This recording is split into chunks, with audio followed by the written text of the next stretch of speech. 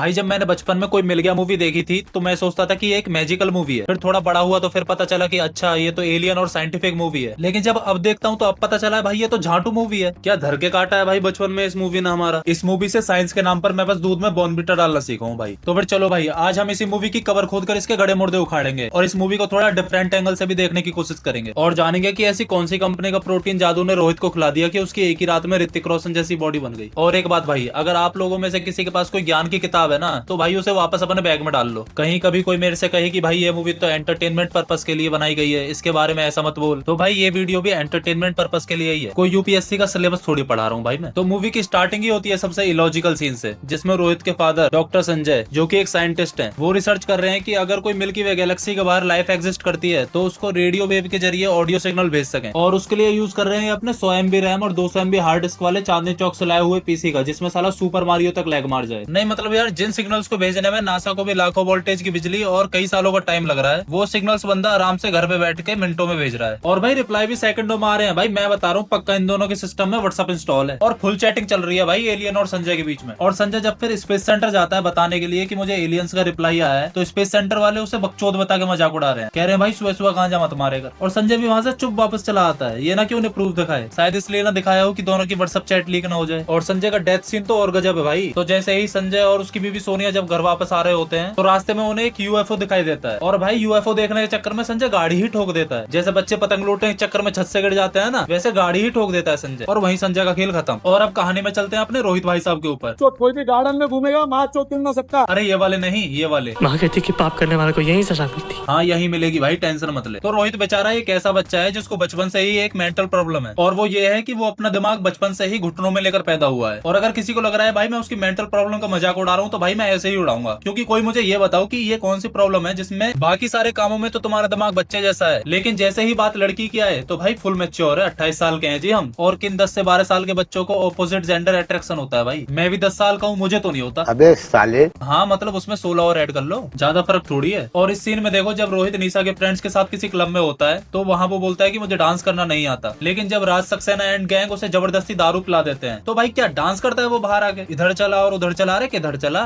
ये कौन सी बीमारी है भाई जो दारू से सही हो रही है और डांस अलग सिखा रही है। तो संजय की डेथ के बाद सोनिया रोहित को लेकर कनाडा से इंडिया शिफ्ट हो गई थी। और मूवी में आपने कई बार देखा होगा कि सोनिया रोहित को उस स्टोर रूम में जाने से हमेशा मना करती है जिसमें संजय का चांदनी चौक वाला पीसी रखा हुआ था। तो अगर भाई उसे उससे इतनी ही दिक्कत थी तो वो उस पीसी को कनाडा से इंडिया लेकर ही क्यों आई, उसे कनाडा में ही छोड़ देती। लेकिन भाई लाना भी जरूरी था, वरना मूवी कैसे कंप्लीट होती। मूवी भी तो खत्म करनी है भाई, उस डब्बे के बिना मूवी आगे ही नहीं बढ़ती। उस लपड़ चट्टू रोहित को कौन थिएटर में देखने जाता। और सोनिया रोहित को उस कमरे में क्यों नहीं जाने देती थी, उसके लिए मेरे पास एक बहुत तगड़ी कॉन्स्पिरेसी थ्योरी है। अगर आपको इसके ऊपर एक वीडियो चाहिए तो कमेंट में बताना। अभी फिलहाल इसी वीडियो पर वापस आते हैं। तो अपनी माँ के खूब मना करने के बाद भी लपड़ चट्टू रोहित आखिरकार उस कमरे में जाके अपने बाप के डब्बे में उंगल दे ही देता है और उससे सिग्नल्स भी एलियंस को चले जाते हैं। और तो और वो यूएफओ लेके धरती पर भी आ जाते हैं। अब भाई देखो बात कुछ ऐसी है, अगर तुम लोग मेरे से कहो कि मोदी जी ने कांग्रेस ज्वाइन कर ली, मैं वो मानने को तैयार हूँ। यहाँ तक कि तुम कहो कि तू गए है, मैं वो भी मानने को तैयार हूँ। लेकिन अभी जस्ट इस 2x2 के कमरे में लपड़ चट्टू रोहित द्वारा जो बकचोदी के फार्म भरे गए ना भाई, ये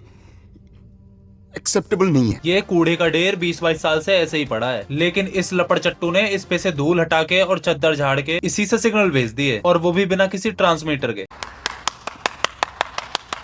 अब थोड़ा चलते हैं अपने इंडियन अवतार के ऊपर। भाई ये लोग कोई एलियन वेलियन नहीं है, ये लोग वो रिश्तेदार हैं जो किसी शादी में जाने के लिए हमेशा तैयार बैठे रहते हैं कपड़े वपड़े पहन के कि कब नौता आएगा और कब चले। भाई इनकी टेक्नोलॉजी इतनी एडवांस है कि अपने प्लेनेट से सीधा अर्थ पे आ गए, लेकिन अर्थ पे इनके जंगल में कुत्ते ने फाड़ रखी है। कुत्ते ने फटी डोल रही है भाई इनकी। और भाई कोई मुझे ये बताओ कि इस झांटू जादू ने लपड़ चट्टू रोहित को अपनी पावर्स दी, लेकिन इस झांटू जादू में खुद पावर्स है कहाँ।